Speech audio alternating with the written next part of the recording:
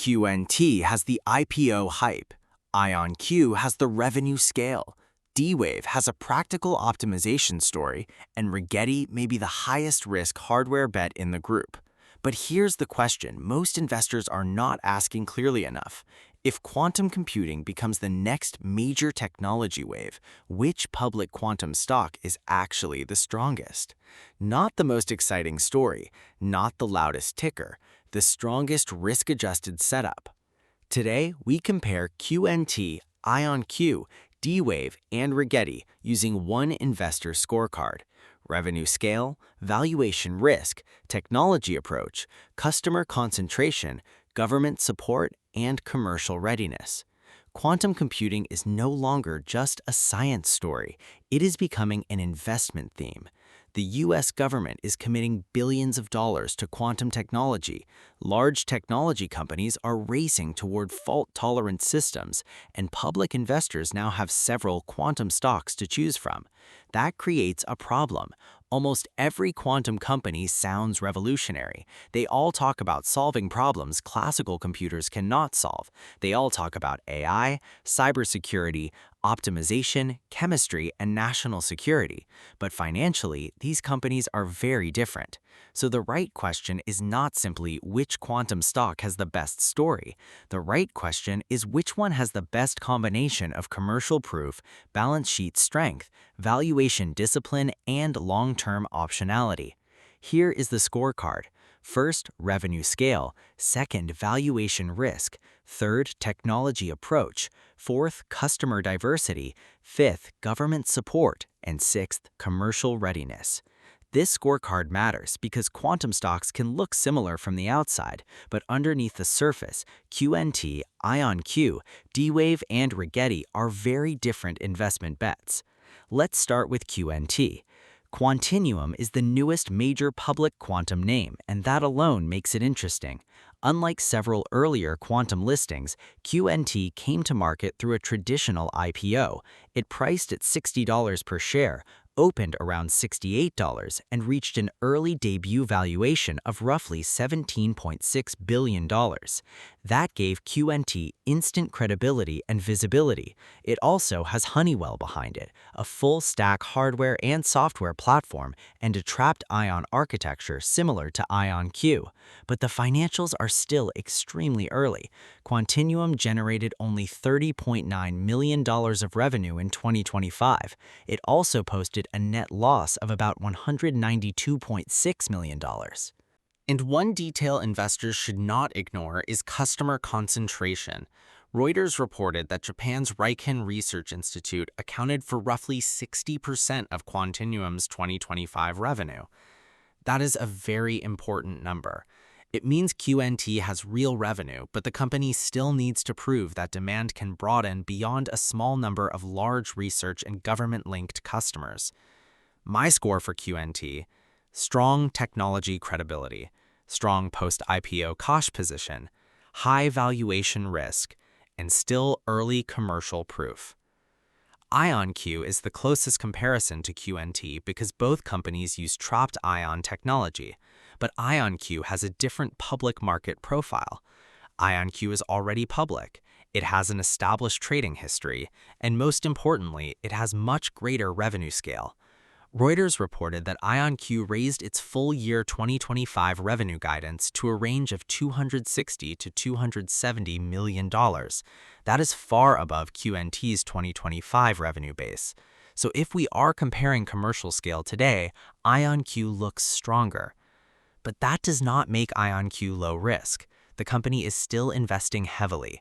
Profitability is not the focus this year, and the market continues to debate whether IonQ's acquisition-heavy strategy is building a powerful quantum ecosystem or adding complexity. My score for IonQ: best revenue scale in the group, strong investor awareness, still speculative, still expensive, but more commercially proven than QNT today. D-Wave is different from both QNT and IonQ. It has historically been known for quantum annealing, which is more specialized and is often associated with optimization problems. That can be a weakness if you are looking for a broad, general-purpose quantum computer, but it can also be a strength if practical optimization use cases arrive before full fault-tolerant quantum computing. D-Wave is also connected to the new wave of U.S. federal quantum support. Barron's reported that D-Wave has a tentative agreement to issue $100 million of common stock to the U.S. Commerce Department as part of the broader quantum initiative.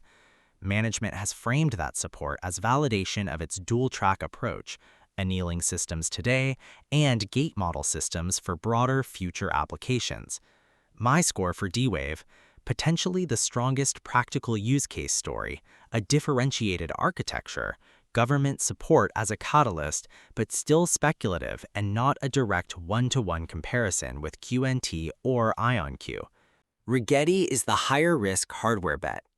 Unlike QNT and IonQ, which use trapped ions, Rigetti focuses on superconducting quantum processors. That puts it closer to the approach used by some of the largest technology companies in quantum research. Barron's recently reported that Bernstein highlighted Rigetti as one of its top quantum picks, partly because investor expectations may be lower than the larger, more visible quantum names. Rigetti has also moved forward with its Cepheus 1 108Q system, which helps reduce some execution uncertainty. But investors need to be careful. Rigetti has a history of volatility. It is smaller, its commercial path is still uncertain, and hardware execution risk remains high. My score for Rigetti: most speculative, potentially asymmetric, but not the safest choice for investors who want proof of commercial traction today. So here is the side-by-side comparison. For revenue scale, IonQ is the clear leader. For IPO momentum and balance sheet visibility, QNT stands out. For practical optimization use cases, D-Wave has the most differentiated story.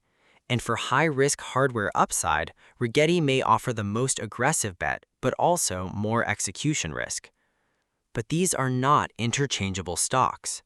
QNT is a new IPO story with credibility but a very high valuation bar. IonQ is the revenue scale leader, but still needs to prove long-term profitability. D-Wave may be closer to practical optimization use cases, but its architecture is different from the trapped ion story. Rigetti has upside, but also the highest execution risk. The winner depends on what type of risk you want to take. Here is my final verdict. If you want the quantum stock with the strongest revenue scale today, IonQ looks strongest. If you want the newest public quantum IPO with Honeywell backing and long-term credibility, QNT is the name to watch. If you believe optimization and government demand commercialize first, D-Wave deserves attention. And if you want the highest risk hardware bet, Rigetti may offer the most upside, but also more execution risk. For most investors, I would not chase the entire quantum sector blindly. Quantum computing is exciting, but these stocks are still priced on future expectations, not current profits. The smarter move is to track revenue quality, customer concentration, federal funding, and whether real commercial contracts expand beyond research and government buyers. Because in quantum investing, the biggest winner may not be the company with the best story. It may be the company that turns the science into repeatable revenue first. If you want the full QNT IPO breakdown, watch my previous deep dive on the channel, and comment which quantum stock you want me to analyze next: IonQ, QNT, D-Wave, or Rigetti.